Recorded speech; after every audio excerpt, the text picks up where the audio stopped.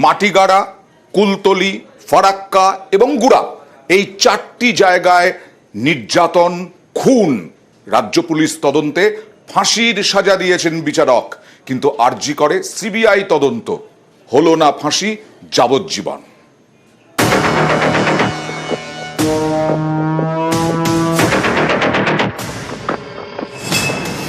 মাটিগাড়া, কুলতলি, ফারাক্কা, গুড়া 4 জায়গাতেই ধর্ষণ খুনের অভিযোগ তদন্ত করেছে রাজ্যের পুলিশ।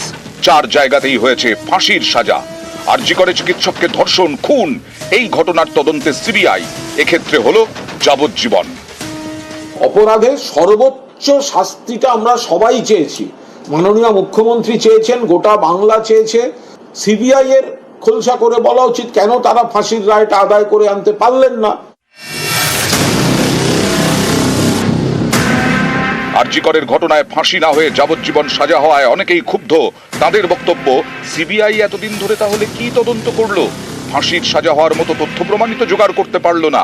এর থেকে তো কলকাতা পুলিশ তদন্ত করলেই ভালো হতো। এই রায়টা আমরা কোনো মতেই মেনে নিতে পারছি না। কলকাতা পুলিশ ফার্স্ট 72 আওয়ার্সে এই সঞ্জয় রায়কে গ্রেপ্তার করে। সঞ্জয় রায়ের পর কলকাতা পুলিশ যাকে গ্রেপ্তার করেছিল তারপরে সিবিআই কোন ধাপটা আগালো?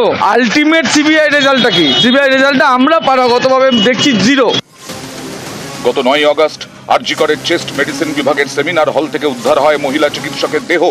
কয়েক ঘন্টার মধ্যেই সিভিক ভলান্টিয়ার সঞ্জয় রায়কে গ্রেফতার করে কলকাতা পুলিশ। ঘটনার 5 মাস পর গত শনিবার সঞ্জয় রায়কে দোষী সাব্যস্ত করে শিয়ালদা আদালত। সোমবার ছিল সাজা ঘোষণা। কি হবে সাজা? ফাঁসি নাকি যাবজ্জীবন? নির্যাতিতার পরিবার চেয়েছিল দোষী যেন সর্বোচ্চ শাস্তি পায়। অপরাধী মানে সমাজে ঘুরে বেড়ালে অপরাধ আরো বাড়বে, তাই জন্য আমি অপরাধ করেছে সর্বোচ্চ সাজাই চাই।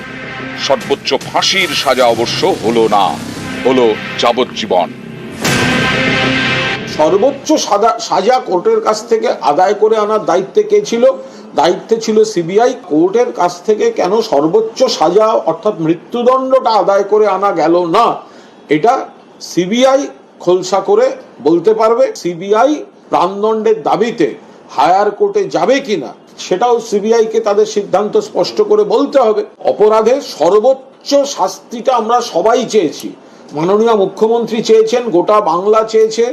সিবিআই এর খোলসা করে বলা উচিত কেন তারা ফাঁসির রায়টা আদায় করে আনতে পারলেন না। এর আগে মাটিগাড়া, কুলতলি, ফারাক্কা এবং গুড়াপ 4টি ঘটনারই তদন্ত করেছে রাজ্যের পুলিশ। 4টিতেই মিলেছে বিচার, হয়েছে ফাঁসির সাজা। মাটিগাড়া 1 বছর 14 দিনে ফাঁসির সাজা, কুলতলি ও ফারাক্কায় 62 দিনে ফাঁসির সাজা, গুড়াপে 55 দিনে। এদিকে আরজি করের তদন্তে সিবিআই, হলো যাবজ্জীবন। দেশবাসীর সঙ্গে আমিও চেয়েছিলাম এবং আমরাও চেয়েছিলাম যাতে ওর মৃত্যুদণ্ড হয়, কিন্তু জানার পর মন খুব খারাপ হয়েছে, ওর বাবা মায়েরও খারাপ হচ্ছে। বুঝতে পারছি লড়াই চালিয়ে যাক, আমরাও সেই লড়াইয়ের সঙ্গে আছি।